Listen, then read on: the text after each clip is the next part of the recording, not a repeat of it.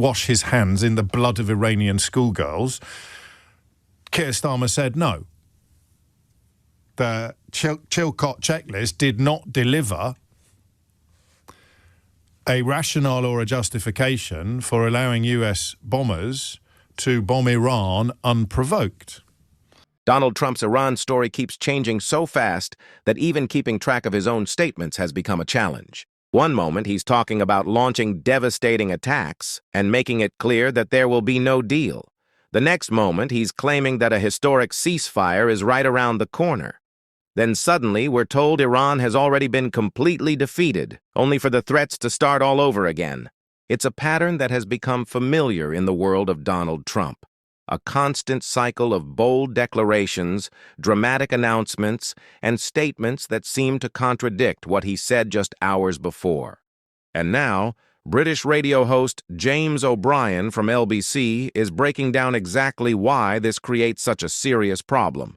According to O'Brien, the issue is not just one individual statement. It's the repeated willingness to reshape reality depending on what message Trump wants to deliver at that moment. Because when a world leader makes major claims about war, diplomacy, and international security, people need more than just confident words. They need consistency. They need facts. They need to know that what they are hearing can actually be trusted. And that is exactly what makes this conversation so important. In this clip, we're going to hear James O'Brien take a closer look at Donald Trump's shifting messages surrounding the Iran conflict and explain why he believes the public has to pay close attention to the difference between political messaging and reality. But before we dive into the full story, comment where you're watching from, and don't forget to like and subscribe so you don't miss the next one. Now, let's get into the clip. And afterwards, I'll share my thoughts on why this debate has become such a major talking point. It's not necessarily helpful. The situation doesn't become less important or less urgent just because you've talked about it 100 times, but it becomes less, interesting?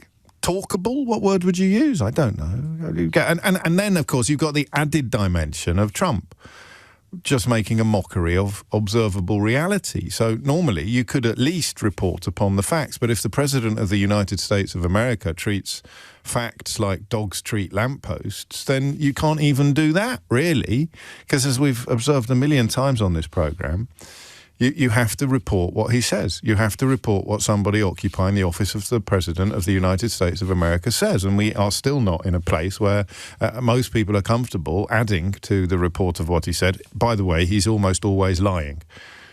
And when he's not lying, he's acting out of epic self-interest, and he's often doing both. We haven't done it. We have not recalibrated international conversations to accommodate the scale of Donald Trump's moral depravity. We can't. I say we can't. I don't know if you can keep access to him while reporting accurately on what and who he is.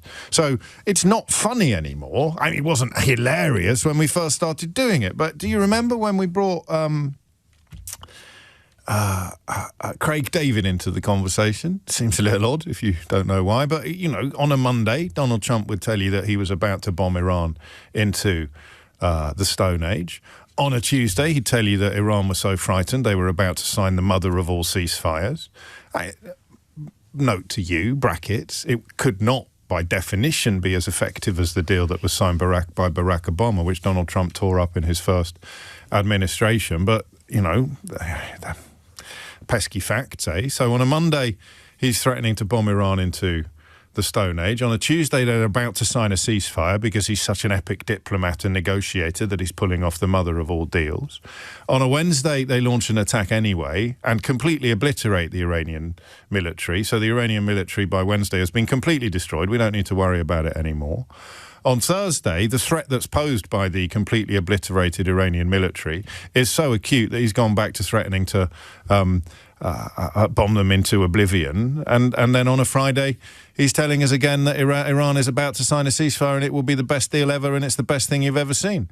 They went for a drink on Saturday and chilled on Sunday. So you've got this extraordinary cyclical nonsense, which possibly explains elements of the fatigue, possibly explains why the laminate I have in front of me. Do you remember how excited I was when Eleanor laminated the Chilcot checklist for me? Because it was like a skeleton key to unlocking a really complicated moment in British military history. It was a really complicated, and you can tell how complicated it was because an awful lot of clever people didn't get it. They didn't understand it, either because of footballification or political blinkers that they'd put on, or because of their lack of access to objective analysis, or perhaps because of the effectiveness of propaganda. Spoiler alert, propaganda does not only work on stupid people. It can work on almost everybody. In fact, I think that's probably not true, is it? I think it can work on absolutely everybody, if it's done well enough, if it's done right. But the Chilcot checklist told us what we should do, what a Prime Minister should do, what a government should do in the event of contemplating military action against a foreign sovereign power.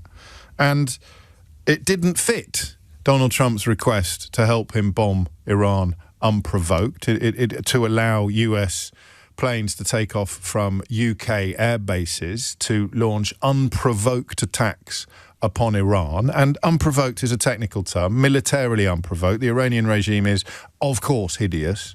And, of course, it murders its own citizens in their droves.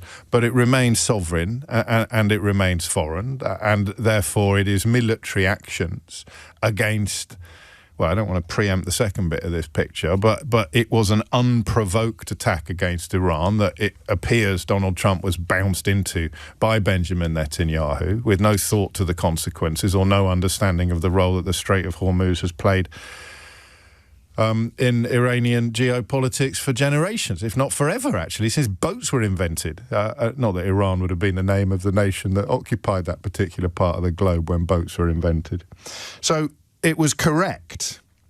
Run you through those 10 things. Number one, vision. Why do we care? What does this mean for British interests? What are the risks of acting or doing nothing, including in the longer term? What is different now? Number two, analysis. What is happening now?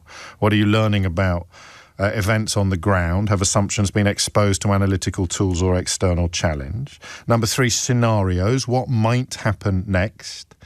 Look at options, scenarios, consequences, ask what could flow from these, and then what should we do?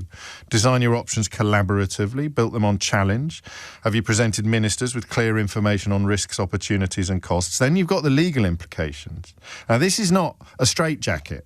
How do we ensure action is lawful? Spoiler alert, sometimes they don't, but they should, always. What is the wider legal context?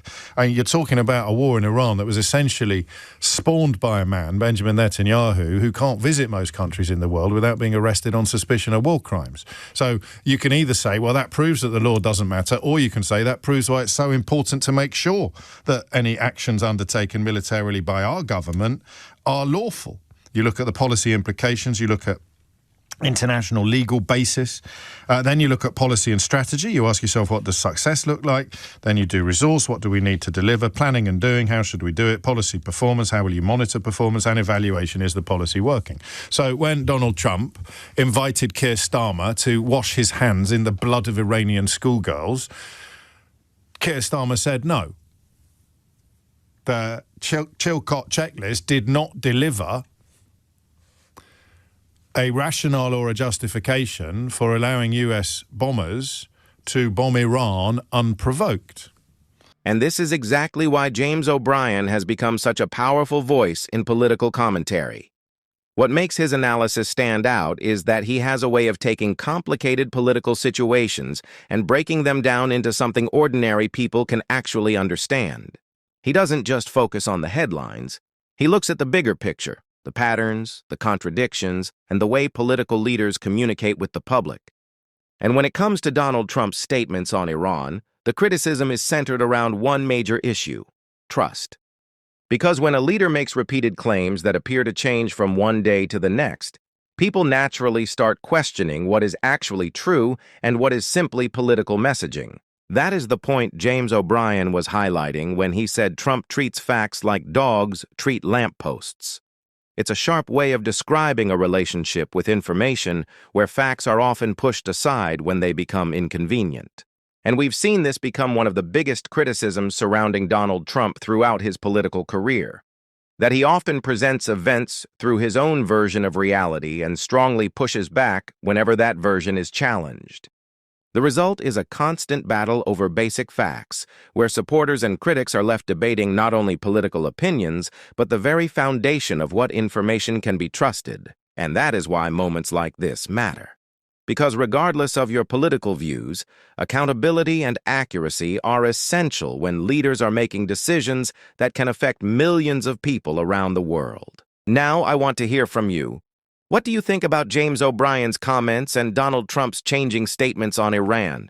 Let me know your thoughts in the comments below. If you enjoyed this video, make sure to hit the like button, subscribe to the channel, and turn on notifications so you don't miss the next political breakdown. Thank you for watching, and I'll see you in the next one.